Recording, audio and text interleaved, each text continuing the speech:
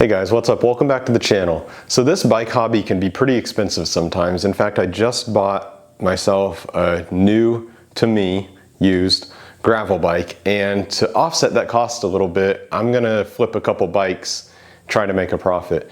The first one I picked up was this Trek FX 7.2. Got this bike off Facebook Marketplace for $40. The asking price was $50, I believe. I offered $40.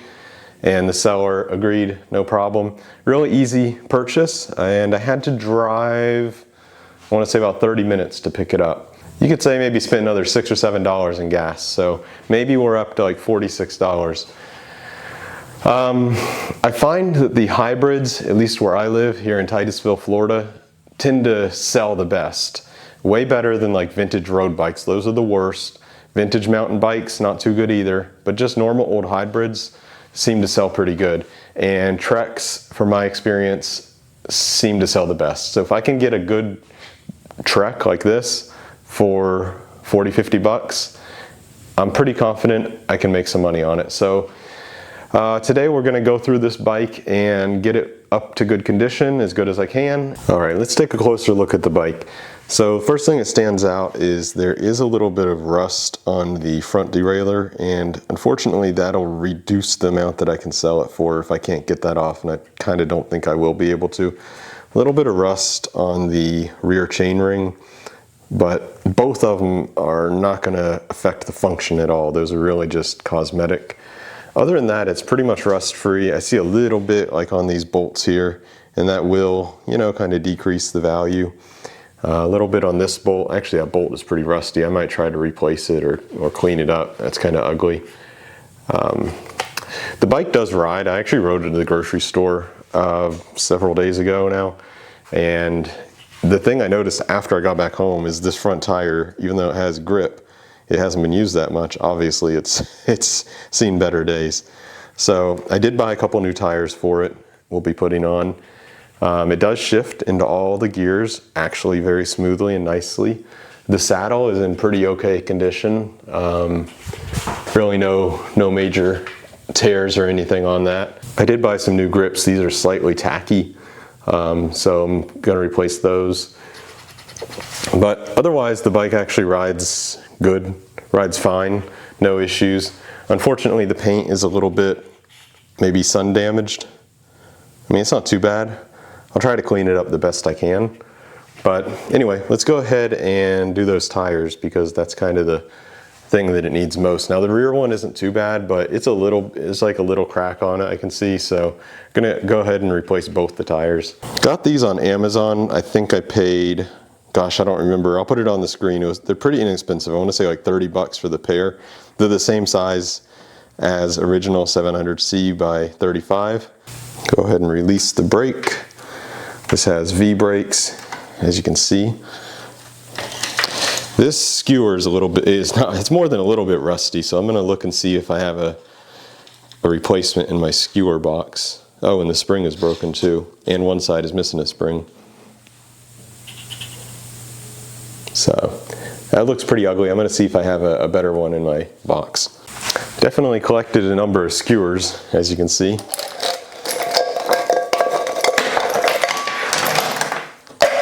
Over these past several years. So first we got to make sure we find, this is just going to be trash. This is so rusty. There's no use keeping that, and the spring is disintegrated or something. I'll see if I can get this rust off of all this. To clean this up, I'm going to go for the wire wheel on the hand drill. See if that works.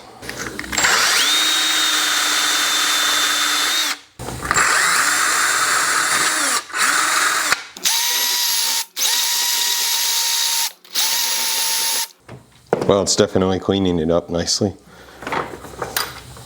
Much better.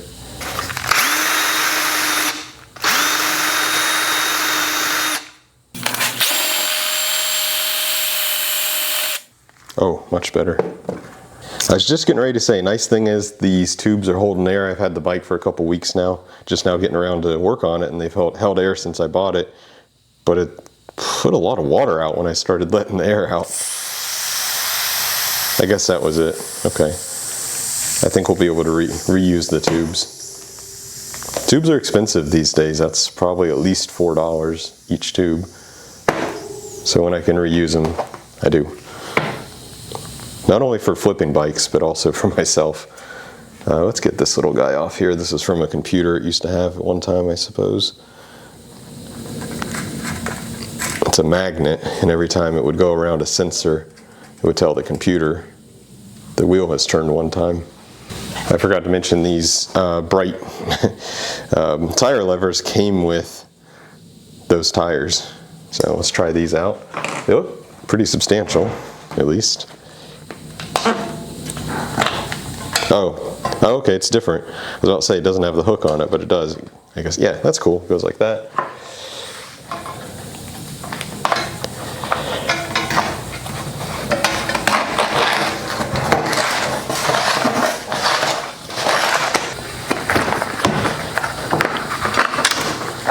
There's our tube. Oh my gosh, it's full of water.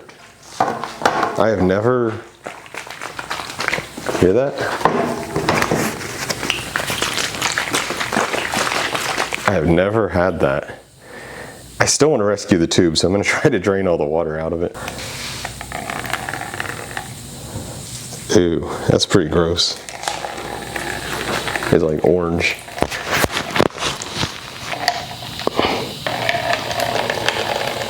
Super nasty. What am I doing here? Gross. Weird and gross. Weird and gross. This is good content though, as a Bike Farmer would say. I love his channel. I watch most of his videos. Some of them are pretty long, so I can't really watch the whole thing.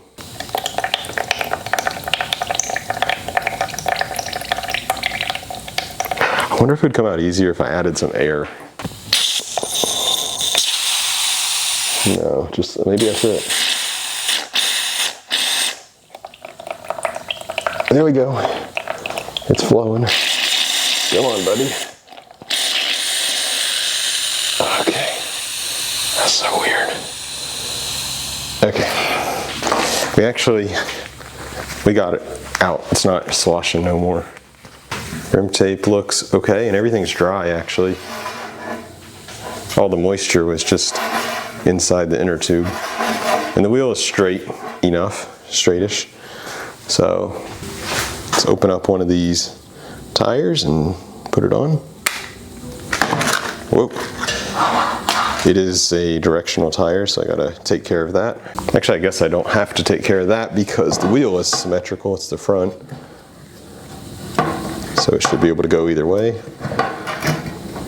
You can tell it's going to be snug when just getting the first side of the bead over the rim is a little bit hard. And I'll stick that water tube in. I don't know if I should be bothering with these flips, if it's like worth my time, you know, or not.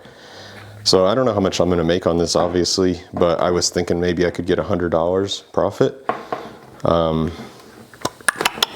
Is it worth all this effort? I don't know. I debate that with myself. I already have a regular job, you know. I already have a regular full-time job. But on the other hand, I do learn a lot. Just doing even these simple jobs like this, I learn, you know, little things here and there. And I sometimes have it, sometimes on and off dream of opening a bike shop in my retirement. Like it's a retirement job. So this type of training, you know, is good, obviously, if I were to do that.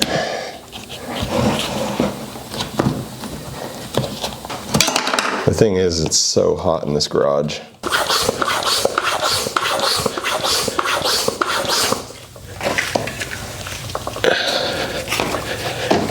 Put 40 PSI in it.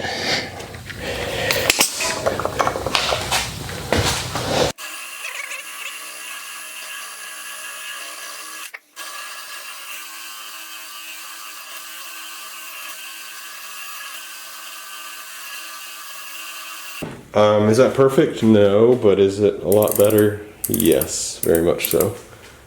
Cool. and this Dork disc. And just if you didn't know, because I think people don't bother explaining, they assume everybody knows.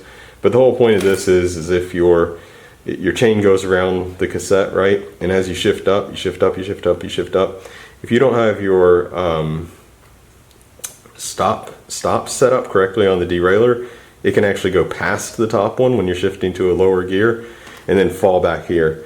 And the point of this disc, when it was in good condition, was to stop the chain from going past the biggest one if the derailleur isn't set up correctly.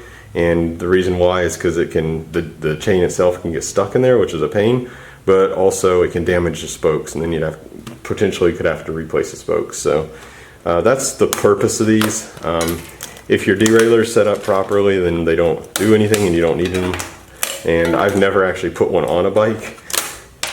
I know Bike Farmer is a fan of them, and I think they're fine, but I don't happen to own any. I've never put one on, so I'm not going to start now. And this thing is just obviously trash anyway, because it's super old. They're called Dork discs because it's kind of like, I don't know, it's kind of like an arrogant thing to say like, oh, you don't know how to tune your bike right, therefore you have to have a dorky disc, I guess. But I don't really like the name that people call them. But honestly, I don't know what the name would be. I don't know what the real name is, if there is a real name. It's like that. This is like an old, this wrench here, I don't know the whole story on it, but I found it in my backyard at my house, not this house, but another house. And it was so rusty, it took me forever to get it moving again. You can see it's covered in rust. I eventually got it working, and I just kind of keep it, I think I put boiled linseed oil on it or something. I don't know, but now it's actually useful. It looks super beat up and ugly, but it works. It's a Crescent brand. What does it say? Jamestown, New York. So it's an American made wrench. Anyway, I use it for this purpose only, pretty much. Okay, so yeah, this is easy to do. It's called a chain whip, and I don't know what that's called, but you can get these anywhere.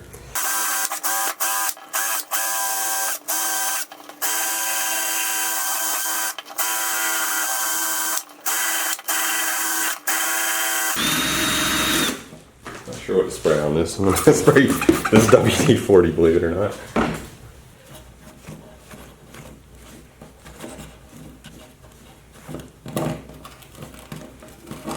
And I don't think the Behold is going to help too much here, but let's give it a try anyway. Put it on nice and thick. For the best coat possible here. I don't usually put that much on. Slightly better, but yeah, you can still see it's kind of messed up here. I don't know. Yeah, it's not perfect. I don't think there's much you can do with this paint, you know, to really fix it. It's just like the clear coat or whatever is disintegrating, so we're definitely going to cut these off.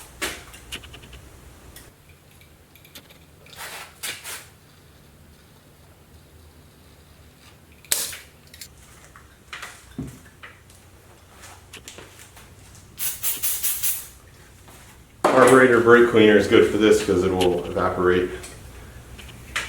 Whoa, that went on all too easy. That's our $3.50 grips. Okay. Oh, this whole handlebar got moved. That's why this is pointing up and these were pointing up.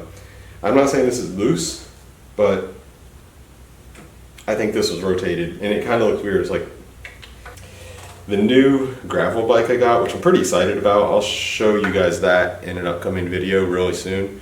It's a GT grade. I love it. It's so cool. I don't know why. I'm just excited about it. But it's a carbon fiber bike, and carbon fiber is okay. It's obviously lighter, but one thing I don't like about it is I'm always afraid tightening things down, so I actually do use my torque wrench on anything carbon, period. Been doing that for a long time. And that's kind of annoying. What I like about aluminum and steel is, personally, I don't use a torque wrench. I just do it by feel, and I've never had a problem. But with the carbon fiber, you have to take the extra time to get out the torque wrench, set up the torque, and do all that. Anyway, oh, I'm so sweaty right now. It's crazy. All right, let me aim these up again now that I thought it was a mosquito on my leg. It was a bead of sweat rolling down my shin.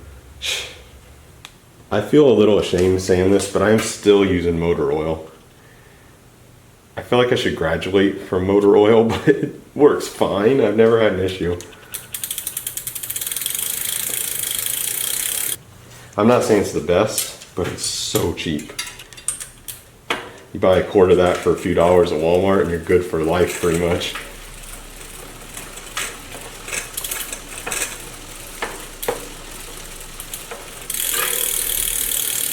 It wasn't that dirty to begin with. And I checked the chain. It's still good. I checked it with my chain tool. It's still good. As I was saying, we're kind of hacking this on. Let's see if it works. I found a washer. So I'm going to drop that through there. That through there. Whoops. Yep. Then use the other washer and the other nut on the bottom side.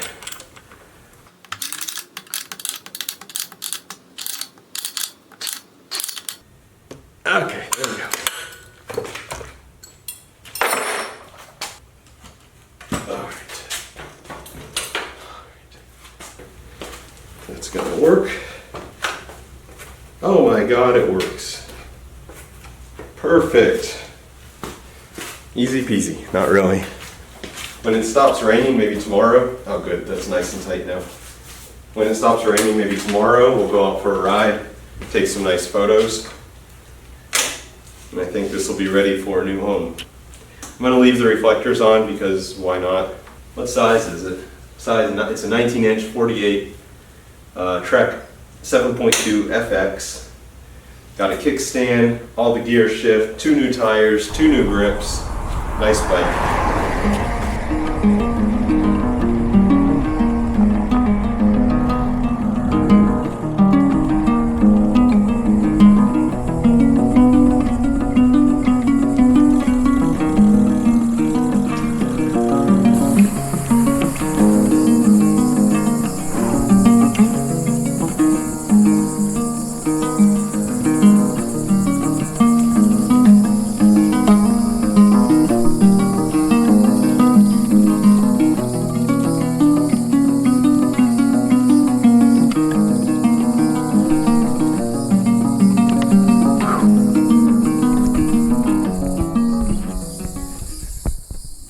Okay, just rode to the grocery store and actually I forgot my lock, so I had to park the bike in the store, which is kind of weird, but this bike is really an excellent bike. I would say this is absolutely the perfect commuter.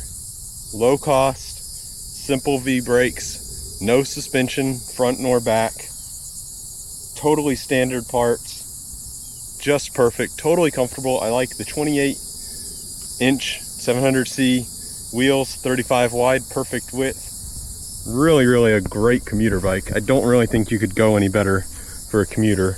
It's efficient, it's quick, gets the job done. And this bike just shifts so perfectly. You know, it's just sometimes you're lucky like that. Some bikes just shift so smoothly.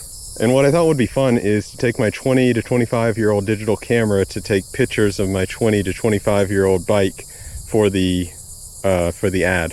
This is a Canon A10. This was my first digital camera I ever owned. This one actually isn't. I sold it or lost it long ago and then rebought this one on eBay, but it's exactly the same camera. This is kind of where I learned photography back in, I don't know, year 2000 or something like that. I'm kind of afraid these pictures are not going to be super great, to be honest. Can't believe how long the delay is between the time you push the button and it actually takes the photo.